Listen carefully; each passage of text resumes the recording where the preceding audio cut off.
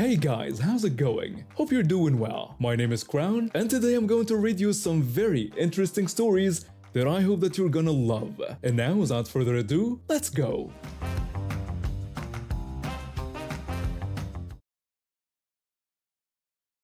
Life has a way of blindsiding you when you least expect it. I'm a military veteran who served 3 tours overseas. During my second tour, I took a piece of shrapnel to my right thigh that removed a chunk of muscle. The doctors did what they could, but I was left with chronic pain, limited mobility, and a noticeable limp when I get tired. I have a folding cane that I use when necessary, though I prefer not to. My partner and I had been living together in New Zealand for the past 2 years. She's American, and we decided to visit her parents in the States for Thanksgiving.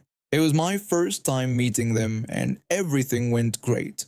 Her family welcomed me with open arms. Then came the day we were supposed to fly back home together. At check-in, we were told of a visa issue with my partner's paperwork, not by the airline staff but by immigration officials who happened to be there. She couldn't leave the country until it was resolved, which could take anywhere from 6 to 12 months.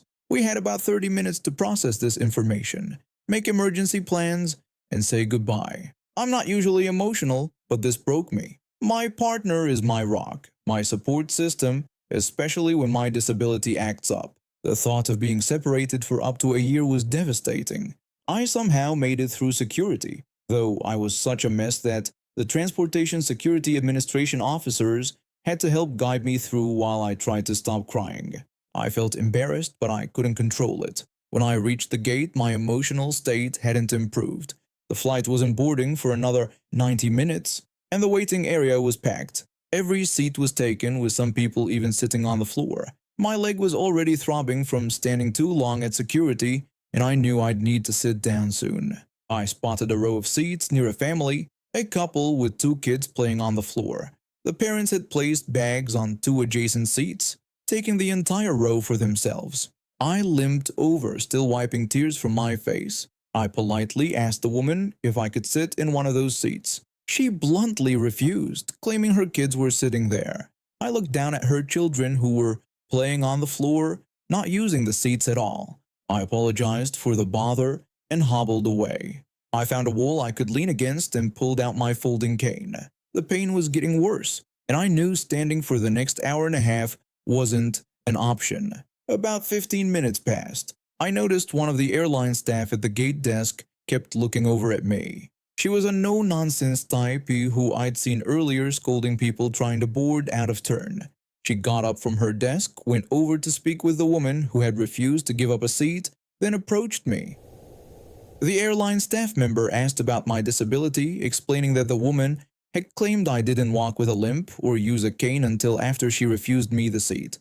I explained that I couldn't show my injury without removing my pants, but I gave her permission to feel my thigh where a portion of muscle was missing from a combat-related injury. She thanked me, apologized for having to ask, then went back to the woman and told her to clear one of the seats.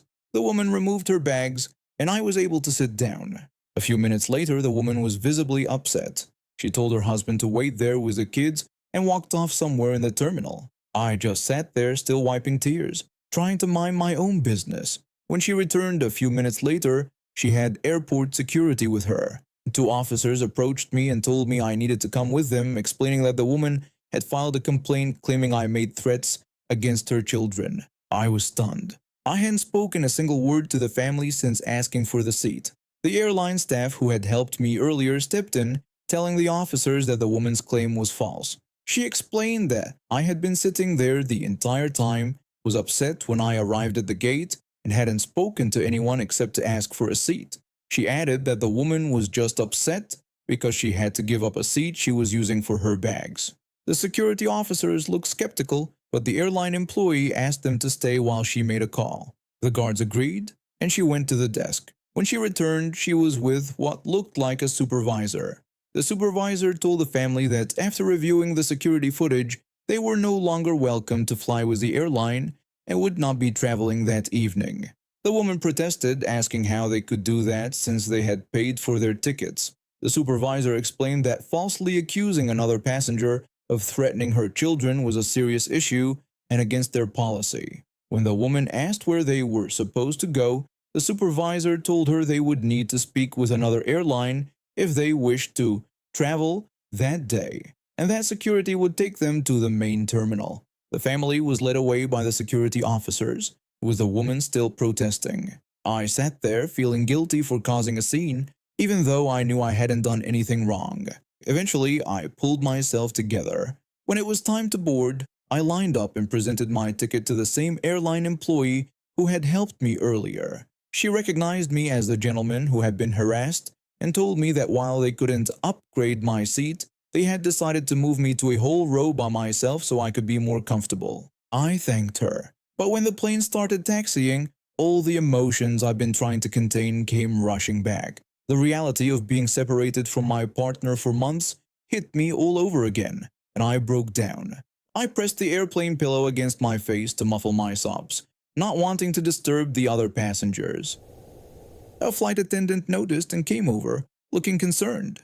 She asked if I was all right and if there was anything she could do to help. I explained between sobs that my breakdown had nothing to do with the incident at the gate, but that I'd just been separated from my partner due to unexpected visa issues and might not see her for up to a year. The flight attendant told me she was sorry to hear that and would see what she could do to make my flight more bearable. Throughout the 16.5-hour flight, the Air New Zealand crew was incredible. They brought me an extra blanket, offered me hot meals even between regular service times, and provided complimentary scotch to help me sleep. One attendant even sat with me for a few minutes during a quiet period, just listening as I talked about my partner and our situation. I've flown with Air New Zealand for over a decade, but this experience showed me how far their staff will go to take care of their passengers. In what was probably the worst day of my life, they showed me kindness and compassion. As for the entitled woman who tried to have me removed from the flight, I later heard from another passenger that she and her family had to book with another airline for a flight leaving the next day, costing them an extra night in a hotel and more expensive last-minute tickets. I worked at one of those fancy Tex-Mex restaurants where they charge $12 for a taco that cost them maybe $1 to make. The job wasn't terrible, decent co-workers, manageable hours, and most customers were nice. But in customer service, you remember the difficult ones more than the pleasant ones. This day started like any other. Lunch rush had died down, and I was looking forward to a breather before the dinner crowd came in. That's when she walked in with her oversized sunglasses pushed up on her head. I could feel trouble coming. She sat down at one of my tables, and I put on my customer service smile. I greeted her and asked if I could start her off with something to drink. She told me she wanted water with no ice and a lemon wedge on a separate plate, not touching the water. I nodded and went to get her water. When I returned, she was ready to order. She told me she wanted 2 quesadillas. I started to explain what came with our quesadillas: 3 cheese blend, grilled chicken, and peppers. But she cut me off. She told me she needed them gluten-free, dairy-free, and vegan. I asked about the cheese, and she confirmed she didn't want any. I then mentioned that since she wanted vegan, there would be no chicken either, which she said was obvious. I asked if she wanted our black bean substitute. She said no beans and no peppers because she was avoiding nightshades. I asked what she actually wanted in her quesadilla. She said just lettuce and tomato on our gluten-free tortilla. I told her that what she wanted wasn't really a quesadilla anymore. I suggested I could ring up her order as a veggie wrap, which would only cost $2.25 instead of the $12 quesadilla price, and offered to warm up the tortilla for her. She said no and told me she wanted the quesadilla made her way. I tried again to explain that I was trying to save her money, pointing out that the quesadilla was $12 because it came with premium ingredients that she was asking us to remove. She cut me off, saying she knew what she wanted, and if I couldn't understand, I should get the manager. I took a breath. Sometimes it's not worth arguing with customers. If she wanted to pay $12 for a warmed-up tortilla with lettuce and tomato, who was I to stop her? I confirmed her order and went to put it in. When I brought out her order, she gave me a smirk and said she knew I could do it. That made my blood boil. I was trying to help her and she was acting like I was the difficult one, but I kept my composure and continued with my other tables. About 20 minutes later, I brought her the bill and started to walk away when she yelled for me to come back. Everyone around us stopped eating and looked over. I felt embarrassed as I turned back to her table. I asked what I could help her with. She wanted to know why her bill was $24 for 2 quesadillas. I told her the price on the menu was $12 each. She said she didn't get any of the included items. I reminded her that she ordered 2 quesadillas, and that's what she got charged for. She got angry, said the charge was ridiculous and she wouldn't pay. She told me to get the manager.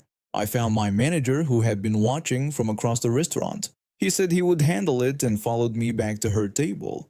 The manager asked about the problem with her bill. She said I tried to charge her full price for quesadillas that didn't have any ingredients in them.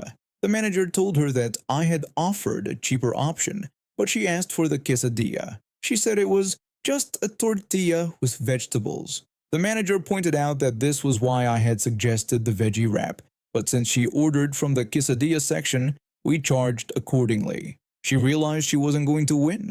She said she would never return to our restaurant. The manager asked if she would pay with cash or card. She put her credit card on the table. I ran it through, brought back the receipt for her to sign, and she left. No tip. The table next to hers applauded after she left, and one of them gave me an extra $10. He said it was for dealing with that customer. You can lead a customer to a cheaper option, but you can't make them order it. This happened about a year ago, but it still makes me laugh to this day. I'm a bona fide nerd. I love anime, video games, and pretty much anything that falls into the geek culture category. My family has been supportive of my interests, even if they don't always understand them. They drive me to conventions and wait while I geek out over merchandise. When Black Friday rolled around last year, I was excited to hit the sales with my family. My mom, dad, aunt, uncle, and grandmother all came along. We've been up since 3 a.m. hitting various shopping complexes, and I was running on energy drinks and adrenaline by the time we decided to end the day with an escape room at the mall. When we arrived at the escape room place, the staff told us they needed time to reset the puzzles since another group had just finished. They took my mom's number and said they'd text when the room was ready. We all split up to browse different stores while we waited. I headed straight to Hot Topic, hoping to find merchandise from my favorite anime or games. While browsing, I spotted a My Hero Academia keychain with Kirishima on it and mumbled to myself about how I wished he had more merchandise. An employee heard me and we started chatting about the anime, sharing our opinion that Kirishima deserved more attention beyond just being shipped with other characters. After our conversation, she went back to stocking shelves and I continued browsing the jewelry section. That's when I heard someone asking for help, but I ignored it because I don't work there. I was wearing a My Hero Academia t-shirt, jeans, a heavy blue coat, gray and black sneakers, a Hufflepuff baseball cap, and a 2018 graduate lanyard with buttons from games and shows all over it, plus my library card and a thumb drive attached at the end.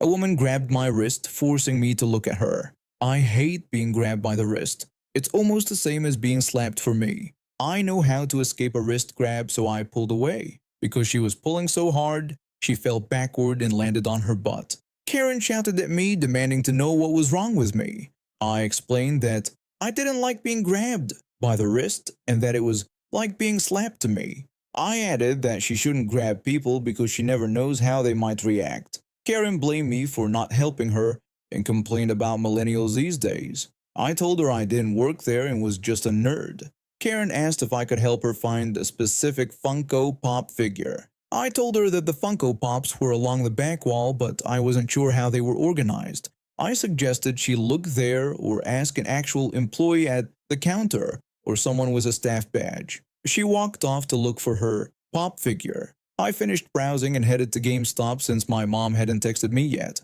I put my lanyard in my purse to keep my thumb drive safe. At GameStop, I found several games I wanted: World of Final Fantasy, Persona 5, Nathan Drake, Uncharted Collection, and Stardew Valley. I asked the employee at the front if he could hold them until my next payday.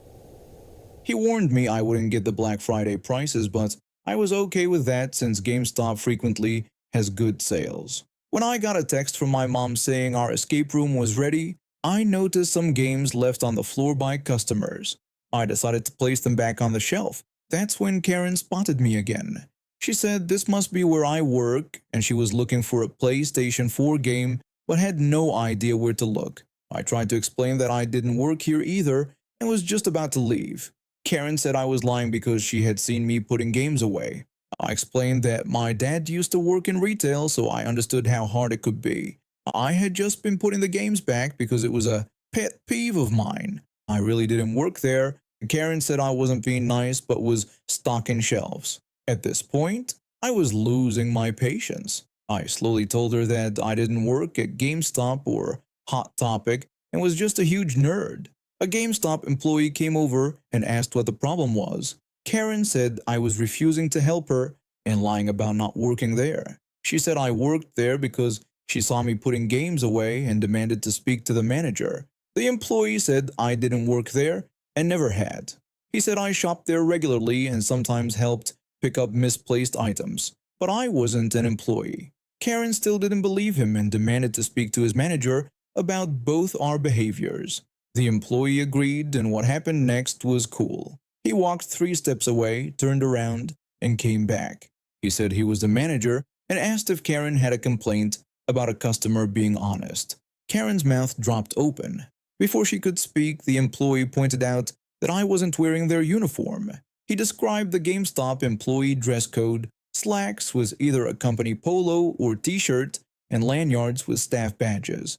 He said I was wearing a bright green anime shirt and jeans with no lanyard, proving I didn't work there. Karen argued that I had a lanyard earlier at Hot Topic.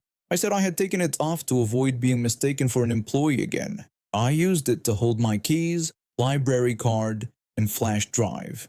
I was an office worker and didn't work at either GameStop or Hot Topic. I gave her a dirty glare. I told her my name, said she killed my mood, and told her to screw off. As I walked out of the store, she tried to speak again, but I turned and glared at her. I warned her that if she saw me at Mythic Escapes, I didn't work there either, and if she bothered me again, I would consider it harassment and call the police. She backed off, and my family enjoyed the story when I told them later. I went back to GameStop a few days later to get my games, and the employee told me that the lady freaked out when I pulled the Inigo Montoya line from The Princess Bride, because her name actually was Karen. I planned my son's 10th birthday party for months. He looked forward to it since his last birthday ended, and I wanted everything to be perfect. I booked the indoor trampoline park 3 months early, sent invitations 6 weeks ahead, and tracked RSVPs for food and goodie bags. Everything went smoothly until 3 nights ago when my phone buzzed with a message from one of the mothers. I didn't know her well. Her son and mine are in the same class but not close friends. When my son wanted to invite his entire class, I agreed. Her son had RSVP'd yes 2 weeks ago. I checked my phone and found a message that surprised me. The mother said she realized her son had a soccer game Saturday, at the same time as the birthday party. She asked if I could move the party to Sunday, saying this game was important for her son. Was she serious? Move an entire birthday party that 20 other kids were attending, plus the venue booking just because her son suddenly had a soccer game? I took a breath and wrote back. In my reply, I said I was sorry about the conflict, but we couldn't change the party date. I mentioned we had confirmed with the venue and all other families and understood if her son couldn't come. She wrote back saying this soccer game was important. She called it the semifinals and said the coach wanted everyone there. She said her son wanted to come to the party too and suggested moving it to the following weekend. I read her message twice. She was still asking me to reschedule for a 10-year-old's soccer game. These games aren't Olympic trials. I wrote back that rescheduling was impossible because the party had been planned for months. I said I was sorry her son would miss it, but she kept going, asking if I could check with the venue about the next weekend. She said her son would be sad to miss the party but couldn't miss the game, adding that the coach was strict about attendance. I was getting frustrated but tried to stay civil. I told her the venue was booked for several weekends, which was why we reserved early. I mentioned we had ordered the cake and bought decorations with the date, and that all other families had made plans for Saturday. I ended by wishing her son's team good luck. I thought that would finish the conversation, but no. She suggested Friday evening or Saturday morning before the game. She said other parents would understand if plans changed. She complained it was unfair to make her son choose between the party and his team. Unfair? What was unfair was expecting 20 families and a business to change schedules because she didn't mark her son's soccer game on her calendar. I paused before answering. My final response was simple. I said we could not change the party date or time. I noted this put her son in a tough spot, but the plans were set. I added that we'd miss him if he couldn't come but would save a goodie bag for him. She wrote back saying I didn't understand how important this game was, that it wasn't just a regular match but something the team worked toward all season. Then she asked if I could do something special just for her son another day or postpone what she called the main celebration. Did she expect me to have a separate party just for her son? Or postpone the main celebration like my son's birthday was a festival that could be rescheduled? I stopped responding. I read her message, shook my head, and put my phone down. The next morning I woke up to a new suggestion. She said Tuesday after school could work for them since there was no practice that day. She said the trampoline place probably wasn't busy on weekdays and asked if that worked. Tuesday, a school night, for a birthday party with 20 energetic kids. I didn't respond. The party happened as planned on Saturday. 19 kids bounced around for 2 hours, ate cake, and had fun. My son said it was his best birthday ever. The entitled mother. Her son showed up halfway through the party, still in his soccer uniform. The crucial game had ended early, and she avoided looking at me the whole time. And now we have reached the end of today's stories. Thank you for watching, and see you next time.